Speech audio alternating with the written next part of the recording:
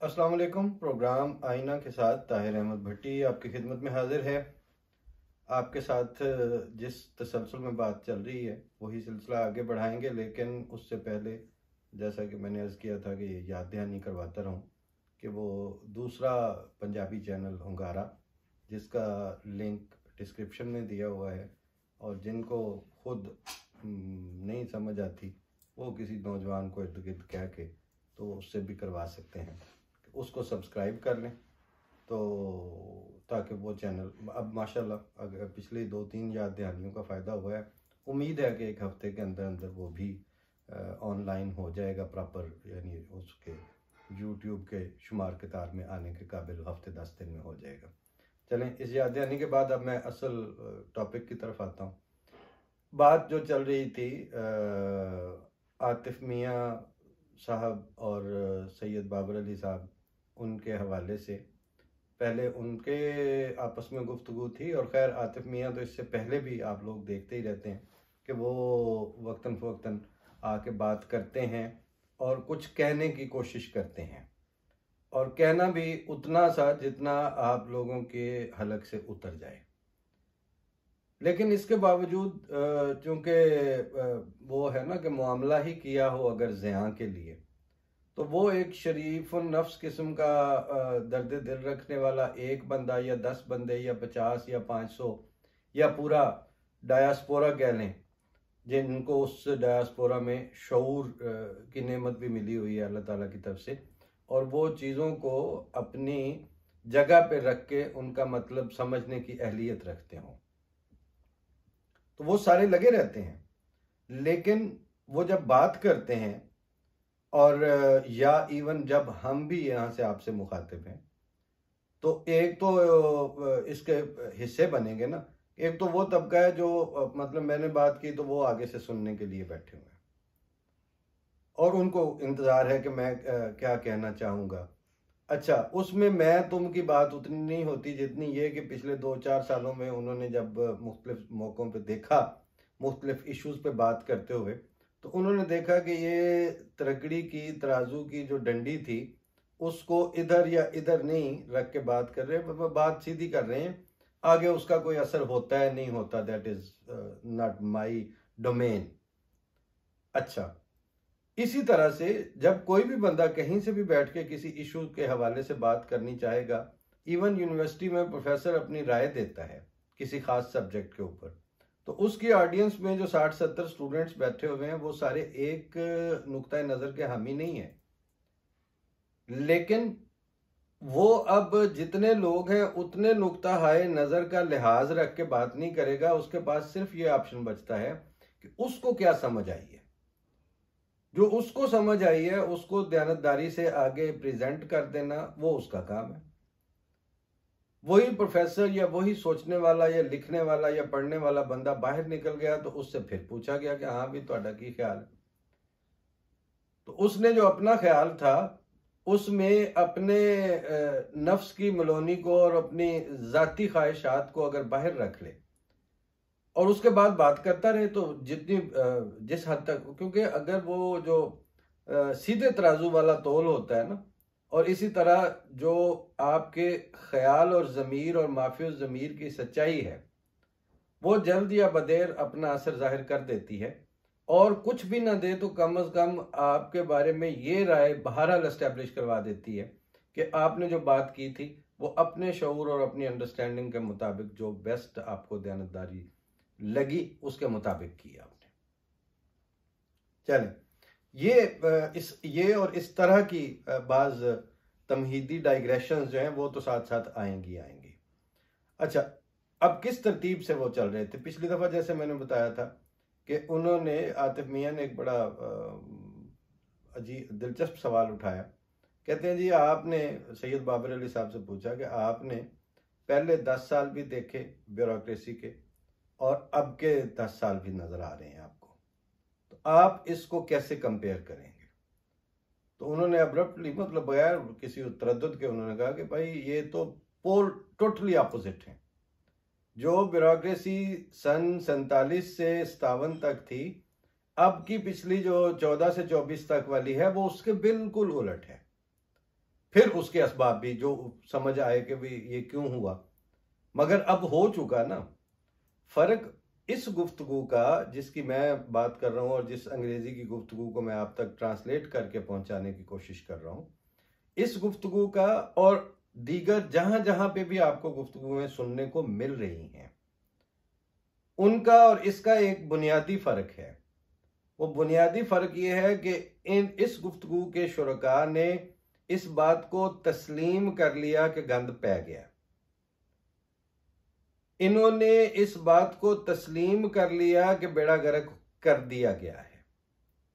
इन्होंने इस बात को तस्लीम कर लिया कि ये जो कुछ हुआ है पहले 10 साल और आखिरी 10 साल के दरमियान वाले जो 50 साल हैं, वो हुब्बुल वतनी के बिल्कुल मुतसादिम सोच के साथ किया गया है। वो नेपोटिज्म का पूरा पूरा उसमें अमल दखल है, अकरबा परवरी का। अपना ढिड भरने की जो मेंटेलिटी है उसने अपना रोल प्ले किया है। अन्ना वंडे श्रेणियां मुड़ किड़ अपने नूं, ये है ना नेपोटिज्म। तो वो अन्य ने जो श्रेणी बांटी है उसके नतीजे में चंद तबकात तरक्की कर गए हैं और उनके नजदीक मामला बिल्कुल ठीक चल रहे हैं पाकिस्तान के। वहां कोई मसला ही नहीं है। वो कहते हैं लो जी देखो बंदे बंदे को मोटरसाइकिल है, देखो जी मोटरवे बन गई है, देखो जी बिल्डिंग देख लो, इंफ्रास्ट्रक्चर जी बड़ा डेवलप हो गया। तो जब इतना कुछ हो गया तो भुख क्यों पड़ गई? ये वो जवाब है जिसके लिए रॉकेट साइंस की जरूरत नहीं पड़ती। जो डेवलपमेंट के इंडिकेटर्स और इशारिये आप दिखाते हैं वो अगर हकीकी इशारिये हैं, वो अगर सचमुच के इंडिकेटर्स हैं, तो उसके नतीजे में लोगों को जफ्फा मार के बैठना चाहिए। पाकिस्तान में लोगों की उम्मीद जो है उसको उतने ही बड़े अदद से मल्टीप्लाई होना चाहिए जितने बड़े अदद से आप स्टॉक एक्सचेंज को मल्टीप्लाई करके दिखाते हैं। देखो शूट कर गया, स्टॉक एक्सचेंज आपके कहने के मुताबिक शूट कर गया है और लोग वहां से शूट वट गए हैं। यानी वो तरक्की करके ऊपर जा रहा है, लोग भाग के कहीं और जा रहे हैं। तो ये दो चीजों का आपस में मेल कोई नहीं है। अच्छा, दूसरे फिर खैर मैं इस गुफ्तगू के शुरुका से बाहर नहीं जाऊंगा, दीगर लोग भी यही बात कर रहे हैं, मगर उनका अलग से सेगमेंट हो सकता है, उस पर बात मजीद भी हो सकती है। उसके असबाब जो है वो ये कि बुनियादी तौर पर उनका कहना ये था कि प्रोडक्टिव किस्म की जो इन्वेस्टमेंट है वो नहीं की गई पाकिस्तान में। पाकिस्तान में प्रोडक्टिव इन्वेस्टमेंट होती तो वो खुद इन्हिसारी की तरफ लेके जाती, वो आपको सोशल, पॉलिटिकल और इकोनॉमिक इंडिपेंडेंस देती। क्योंकि जो कुछ है वो आप ही का है ना, चूंकि वो आपने खुद प्रोड्यूस किया है, चीजें बाहर भेजी हैं, वहां से आपको ज़र मुबादला आया है, उसके नतीजे में आपके पैर मजबूत हुए हैं, आप अपने घर में बैठे हुए हैं, रहने की जगह आपके। इसकी मिसाल अब आपके लिए मैं मिसाल घर के ले रहा हूं कि किराए के घर में बैठा हुआ बंदा जो है उसने बहरहाल पहले तो जहां पे वो रह रहा है उसी का ही किराया देना है उसने। उसके बाद अगर उसने ठेके पे जमीन लेके किसी से पट्टे पे लेके तो वो अपना एग्रीकल्चर कर रहा है, तो वो जो भी उसका रिजल्ट लेगा उसका एक लगा बंधा हिस्सा तो उसने उठा के उसको दे देना है जिसकी जमीन है। उसने अपनी आमदनी में से एक बड़ा हिस्सा तो उठा के उसको दे देना है जिसके घर में वो रह रहा है। मुल्क जब मिलते हैं तो उनकी मिसाल यही है कि आपके पास रहने की छत और रहने का घर भी आपका अपना है, और जिस जमीन पे आप काम करके काश्तकारी करते हैं वो जमीन भी आपकी अपनी है, आपने उसका किसी को ठेका नहीं देना। ये था पाकिस्तान का नक्शा जिस वक्त आपको जैसा भी वो कटा फटा पाकिस्तान, जैसे वो नेहरू और माउंटबेटन कहते थे ना कि हम जिन्ना को कटा फटा पाकिस्तान देंगे। लेकिन वो कटा फटा पाकिस्तान भी अपना था, और एक दफा जब उसमें आबाद हो जाते और दयानतदारी से होते, पक्के पैरों के साथ होते और हकीकत पसंदी के साथ आबाद होते, उन्होंने उसमें ठेका नहीं देना था किसी को, ना इंडिया को ना अंग्रेजों को। फिर उसके बाद उन्होंने अखराजात जो है वो गैर हकीकी डिजाइन किए। गैर हकीकी अखराजात का डिजाइन करना ऐसे है कि आपके साथ ही इंडिया ने, मसलन मैं मिसाल गाड़ी की देता रहता हूं, आपने फिल्मों में देखा होगा, वहां लंबे अरसे तक उनके जो मिनिस्टर्स आते थे तो वो एक सफेद रंग की एम्बेसडर कार होती थी 4 दरवाजों वाली और 2 गोल गोल लाइटें आगे, उसी के ऊपर वो उनकी घूमने वाली बत्ती लगी हुई है। वही कारें हैं जो उनकी, क्योंकि पता चल गया कि अब हमें अपने इंफ्रास्ट्रक्चर में जो ये ट्रांसपोर्ट के मोटरकेड्स हैं, ये अगर मकसद तो किसी भी कार का ये है ना कि वो आपको पॉइंट ए से पॉइंट बी तक लेके जाती है। जब वो लेके जाती है तो आपके कपड़ों पे बारिश नहीं पड़ रही होती, आपके ऊपर एक छत होती है, और वो जो मिनिमम आपकी सहूलतों के साथ आप पॉइंट ए से पॉइंट बी तक पहुंचते हैं। ये है कार का बुनियादी मकसद। ये जो अगले चौंचले हैं ना कार के अंदर के जी, उसमें जी स्पेक्स, उसके उस स्पेक्स दे कुछ लग दो, पहले टुकर दिखा लो, रोटी दा तो कुछ कर लो, स्पेक्स बाद इन पे कर जे। अच्छा, फिर जो कौम ना होते हुए वसाइल के अंदर स्पेक्स और ऑप्शंस ढूंढनी शुरू करते, जो टच स्क्रीन वाला डैशबोर्ड मांगे, ये है वो अनोखा लाडला खेलन को मांगे चांद रे। मगर वो गजल सुनते रहे, टीना सानी लगी रही, पर उसका मतलब तो इन्ना ही लिया कि पता नहीं कौन अनोखा लाडला ते कौन सा चांद है।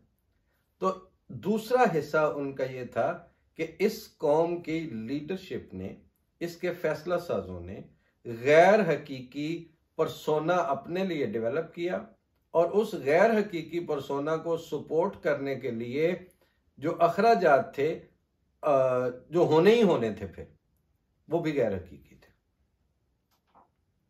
वो मांगी तांगी मईशत को तो वो सूट नहीं करता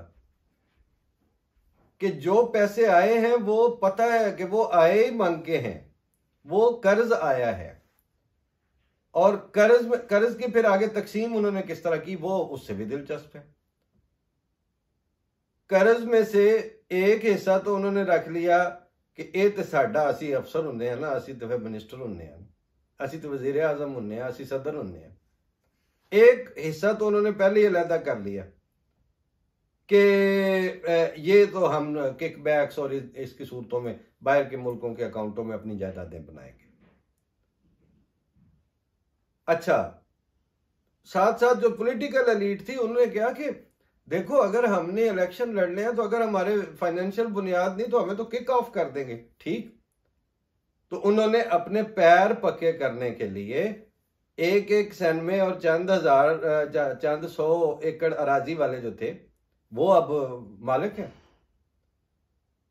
मालिक कितने बड़े हैं आपको उसका एग्जैक्ट अंदाजा ही कोई नहीं। एक फाउंड्री और फैक्ट्री वाले जो हैं वो इस वक्त कितने बड़ी असासों के मालिक हैं, उसके ऊपर अब बात ही कोई नहीं हो रही, हो ही नहीं सकती।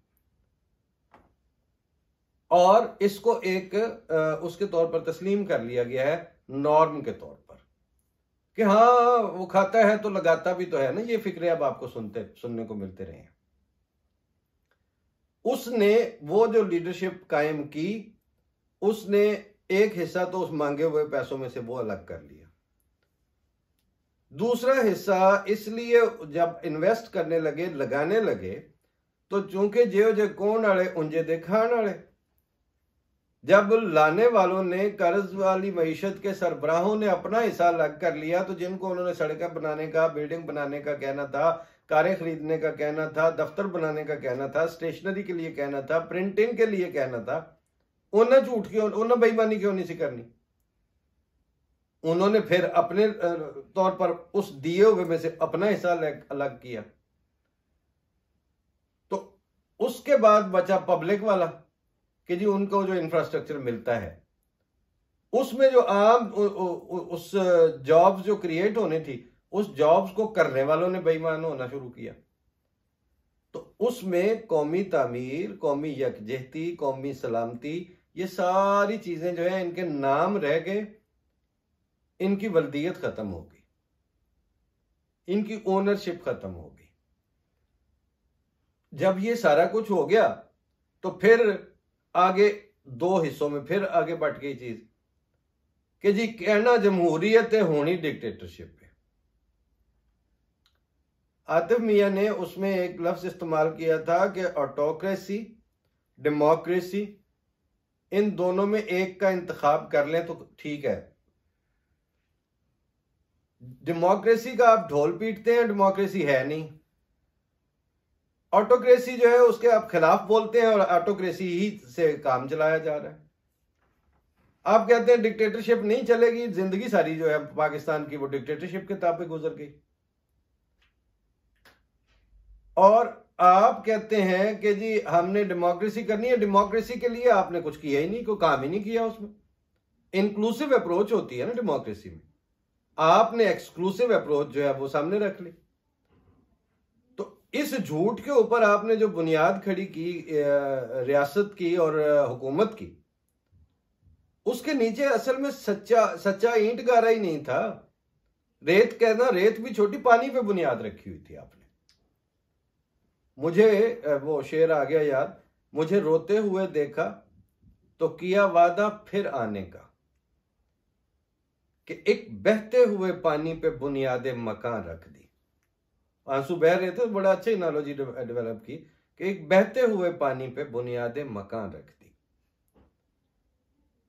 और अगली बात भी आजकल के हालात में दुरुस्त है कि चमन के रंगो बू ने इस कदर धोखे दिए मुझको, आमत उन्नास को, कि मैंने शौके गुल बोसी में कांटों पर जुबान रख दी। फूल चूमने के चक्कर में नवाज शरीफ थे, जरदारी थे, ये चुमने पे आ गए। यहां एक मैं छोटी सी गुजारिश और कर दूं। एक से ज्यादा साहिबान हैं जिनको ये बात बड़ी खलती है कि जी आप इमरान खान के से आप यू हेट इमरान खान। और भाई खुदा दा बंदिया, मैं जेड़े भी मैं उसमें पढ़ तो लेता हूं कमेंट्स में, I don't hate Imran Khan. ये किसी से नफरत करना वो एक अलग मामला है, मैं उससे नफरत नहीं करता। मेरा उन्हें की प्यो मरे है, मेरा इमरान खान का कौन सा तनाजा है। और बाई दी में मेरा उसका क्या आपस में कोई जोड़ भी कोई नहीं, गल भी कोई नहीं। मैं सिर्फ अपने शऊर और अपनी अंडरस्टैंडिंग के मुताबिक अगर किसी लीडर पे मोहब्बत का दावा करूंगा, उसके साथ कहूंगा कि हाँ मैनू बड़ा चंगा लगता है, उसको मैं मेरिट पे लाऊंगा। मेरिट पे जैसे जरदारी पूरा नहीं उतरता, जैसे बिलावल पूरा नहीं उतरता, मेरिट पे जिस तरह मरियम नहीं आती, शहबाज शरीफ नहीं आता, जिस तरह हसन इकबाल नहीं आता, मतलब सारे ना ले जाओ सारे। और इसमें मैं अकेला नहीं हूं, बेशुमार लोग हैं। लेकिन आप जो मशहूर लोगों में, अनवर मकसूद ने अगले दिन बात की, किसी को पॉडकास्ट में बैठे हुए थे, तो अनवर मकसूद कहते हैं एक भी लीडर अगर कायद आजम जैसा होता तो हमारा ये हाल ना होता। लिहाजा एक भी नहीं है चूंकि, तो क्या करें फिर। अब झूठों को, बेईमानों को, मुनाफिकों को, बदनीयतों को उन जफियां कि मैं पा ली है, नहीं पैंदी भाई। बात यह है कि मुझे तो ना इमरान खान की बात नहीं है, सियासी लीडरशिप के तौर पर जो इनकी जिम्मेदारी थी वो ना इमरान खान ने अदा की है, ना इसने जरदारी ने अदा की है, ना बिलावल में वो शऊर और वो इंटेग्रिटी है जो पर्सनल इंटेग्रिटी ऑफ पर्सनैलिटी होती है लीडरशिप की, ना फजलो रहमान कल दी फकीरनी ते या अली मदद। मुफ्ती महमूद ने मतलब उन्होंने मजहबी प्लेटफॉर्म बना दिता, वो लैके चल पिया एस्टैब्लिशमेंट नूं लोड़ हुंदी है ना तड़िया दी। मैं उनके आशिक कैसे हो जाऊं। नवाज शरीफ जो है वो भी उसने वो दयानत और वो विजन, वो कुर्बानी। अच्छा, जहां तक आप ये कहते हैं जी फलाना जेल चला गया, जेल इन्हां च कोई भी नहीं सी जाना चाहता जी। फलाने ने मौत कबूल कर ली, मरना कोई भी नहीं सी चाहता। भुट्टो ने मौत की कुर्बानी नहीं दी, भुट्टो को मार दिया गया। बेनजीर जलसे को खिताब करने जा रही थी, बेनजीर दे फरिश्तियां नूं नहीं सी पता मैं मरन लगी हां, उन्होंने गोली मारी, वो मर गई।